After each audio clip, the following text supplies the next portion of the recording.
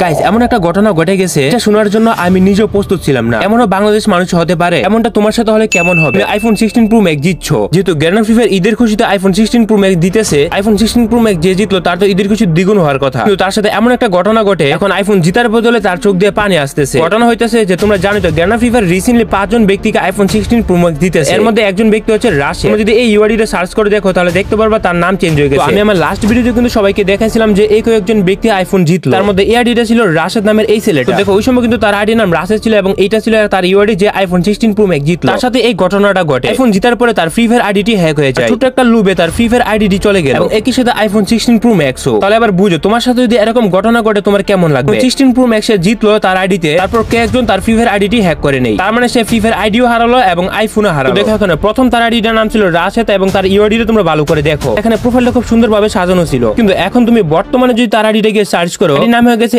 S4X। তার আইডিটা হ্যাক হয়ে গেছে, এটি তার প্রমাণ। এবং প্রোফাইলে লেখা রাখছে sorry brother, better luck next time. মানে বুঝো হ্যাক করে আইডি নিয়ে এখন সে আইফোন 16 প্রো ম্যাক্স নিয়ে নেবে এবং প্রোফাইলে লেখা রাখছে বেটার লাক নেক্সট টাইম। এরকম মানুষ হলে এমনটা করতে পারে, তো ও জানে না সবকিছু গ্যারেন্টার হাতে। ওই দিন কাহিনী যেটা করে আমি শুরুতে বলি, তো কাল 11:45 এর দিকে ছিল আমাকে ইনস্টাগ্রামে নক দেই। তো আইফোন 16 প্রো ম্যাক্স যে সে জিতলো সেটার স্ক্রিনশট প্রথমে আমাকে দেয়। আইফোন 16 প্রো ম্যাক্স যারা যারা জিতছে না কেন তো তাদের সামনে এরকম একটা কংগ্রাচুলেশন লেখা আছে। এটা প্রথমে দিয়ে আমাকে এইটা বলে যে তার যে ফ্রি ফায়ার আইডিটি আছে ওই আইডিটি হ্যাক হয়ে যায়। তো তার কথা নয় যে আইফোন 16 প্রো ম্যাক্স জিতার পরে সে ফর্ম ফিল আপ করে ফেলে, সে তার সম্পূর্ণ ডিটেইলস দিয়ে ফর্ম ফিল আপ করে। প্রথম ফর্ম ফিল আপ করার পরে সাকসেসফুল হয়ে যায়, কিন্তু তার পোস্ট কোড যেটা দিয়েছিল সেটা ভুল দিয়েছিল এবং দ্বিতীয়বার পোস্ট কোড ঠিক করে সে সাবমিট করে। দ্যাট মিন্স সে দুইবার কিন্তু সে তার ফর্মটা সাবমিট করে। কিন্তু এরপর তার সাথে ঘটে এক অবাক ঘটনা হচ্ছে যে তাকে কেউ একজন এসে বলে যে তুমি কি স্পোর্টস খেলতে চাও?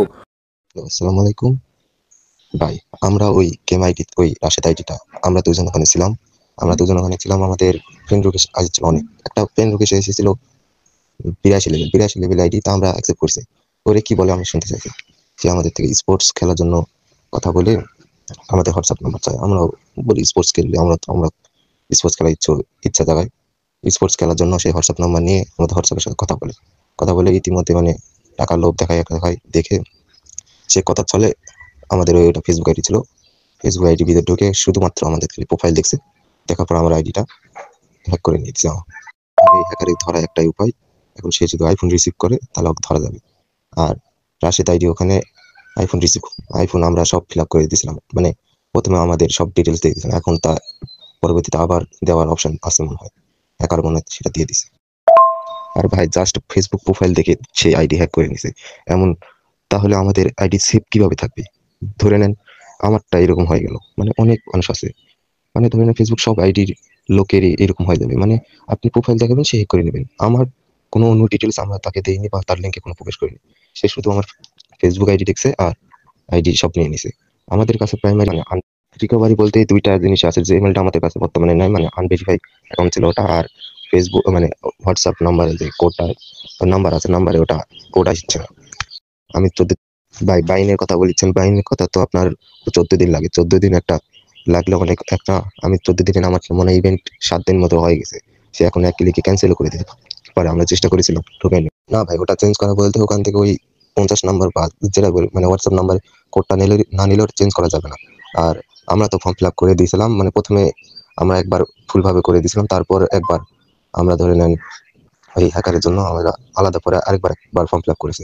এখন তারপরে যদি সে ফর্ম ফিল আপ করলে তাহলে সে তো বুঝতে পারলে 82 লেভেল একটা আইডি থেকে তাকে রিকোয়েস্ট পাঠায় কেউ একজন, ওই 82 লেভেলের প্লেয়ার তাকে স্পোর্টস খেলার লোভ দেখায়, তাকে টাকার লোভও দেখায়। লোভে পরে সে কি করে তার ফেসবুক আইডি লিংক দেওয়ার পরে কোনো রকম কারণ ছাড়াই কোনো কিছু ছাড়াই তার আইডিটি হ্যাক হয়ে যায়। তবে পরবর্তী সময় আমি তাকে জিজ্ঞেস করি তুমি যে আইডি মালিক এটার প্রমাণ কি? প্রমাণ হিসেবে সে আমাদেরকে এইটা পাঠায় যে প্রথম যে ফর্মটা ফিল আপ করে দ্বিতীয় যে ফর্মটা ফিল আপ করে দুইটা প্রায় সেমই, শুধুমাত্র পোস্ট কোডে ভুল থাকার কারণে শুধুমাত্র পোস্ট কোড সে চেঞ্জ করে। এর মাধ্যমে এটা প্রমাণ হয় যে সে আসলে রিয়েল ওনার। প্রমাণ করে সে প্রথমে সে আইফোনের জন্য কন্ট্যাক্ট সাবমিট করে করার পরে দ্বিতীয়বার সে আবার চেঞ্জ করে সে পোস্ট কোড সাবমিট করে। এই জিনিসটা আমাকে সঠিক করে সে পাঠায়। দ্যাট মিন্স এটা দ্বারা প্রমাণিত হয় যে প্রথম রিয়েল ওনারই আইডি কোড সাবমিট করে। তো এখানে এই বিষয়ে আমি বা কি করতে পারি? এখানে আমি যেটা করি, তবে ওয়েট গাইস, তোমরা যারা বাংলাদেশের মধ্যে 100% ট্রাস্টের সাথে ফ্রি ফায়ারে ডায়মন্ড টপ আপ করতে চলে যাও ফেজ টু টপ আপে। এখানে তোমরা বাংলাদেশের মধ্যে সবচেয়ে কমে ফ্রি ফায়ার ডায়মন্ড পেয়ে যাবে। এই সাইডে তোমরা উইকলি মান্থলি থেকে শুরু করে সবকিছু প্রায় অন্য সাইডের তুলনায় অনেক কমে পেয়ে যাবে। আর বেসিক্যালি আমি অলওয়েজ এখান থেকে টপ আপ করি, কোনো রকম ঝামেলা ছাড়াই গেম ইউআইডি দিয়ে নিজে ডায়মন্ড নিজে টপ আপ করে নেওয়া যায়। সত্যি বলতে প্রাইস কম থাকার কারণে আমি নিজেই করি, লিংক পিন কমেন্টে দেওয়া আছে।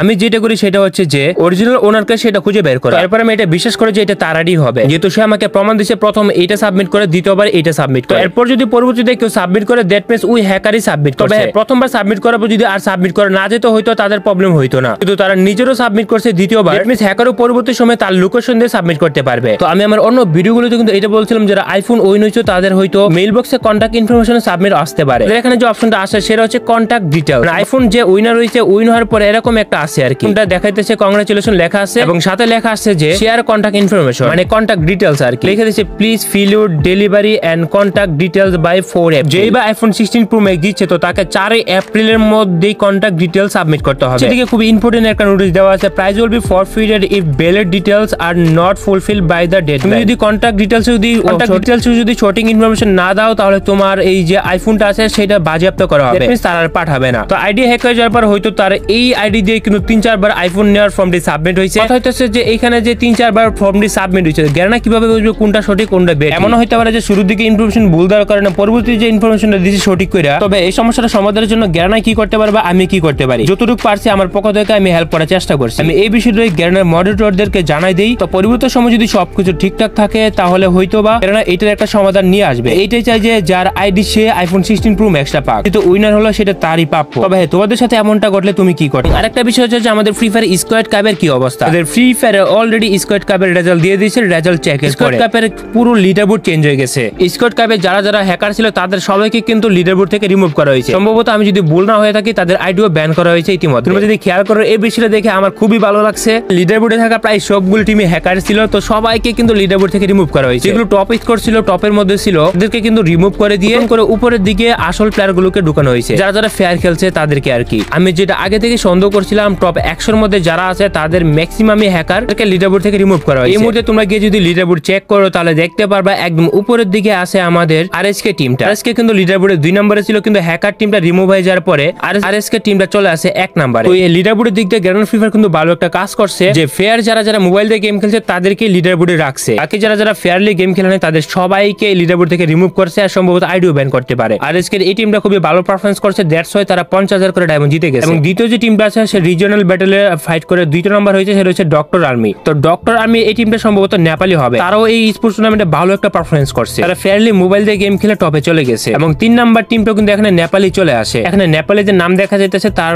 মানে হচ্ছে এই সবগুলো নেপালি প্লেয়ার, তাদের নাম কিন্তু এই লিডারবোর্ডে ছিল না। শুধুমাত্র 4 জন প্লেয়ার মিলে কিন্তু এখানে তারা 30,000 করে ডায়মন্ড পেয়ে যাবে। তারা ফেয়ারলি গেম খেলছে, দ্যাটস ওয়াই তারা তাদের ফলাফল পাইছে। এবং 4 নাম্বার 5 নাম্বার যারা ছিল তাদের কিন্তু লিডারবোর্ডে দেখতে পাইতাম না আগে, তারা ফেয়ারলি গেম খেলছে, দ্যাটস ওয়াই তারা কিন্তু টপে চলে আসে। গ্র্যান্ড ফ্রি ফায়ার প্রতি খুবই অ্যাপ্রিশিয়েট যে যারা রিয়েল গেম খেলছে সবাইকে শুধু লিডারবোর্ডে রাখা হয়েছে, বাকিদের লিডারবোর্ড থেকে বের করে দেওয়া হয়েছে। আমি আরো বেশি খুশি হইতাম যদি ফ্রি ফায়ারে প্রত্যেকটা প্লেয়ারের আইডি ব্যান করে দিত যারা যারা ফেয়ারলি গেম খেলে। লিডারবোর্ড ফেয়ারলি ক্যালকুলেট করার পরে তোমাদের টিম কত নাম্বার আছে এটা কমেন্টে জানাও। অনেক ফ্রি ফায়ার প্লেয়ার আছে যারা লিডারবোর্ড দেখে গেম খেলা ছাইড়া দিয়েছিল, টপের যে লিডারবোর্ড ছিল ওই পয়েন্টের অনেক ব্যবধান ছিল। তবে হ্যাঁ পরবর্তী সময় সবাইকে চেক করার পরে কিন্তু অনেক প্লেয়ার এই লিডারবোর্ড থেকে রিমুভ হয়ে যায়, আবার লিডারবোর্ডে যারা যারা ছিল না তারা আবার লিডারবোর্ডে চলে আসে। গ্যারানার এই কাজটা দেখে আমার খুবই ভালো লাগলো। বর্তমান লিডারবোর্ডে সব রিয়েল প্লেয়ারই আছে।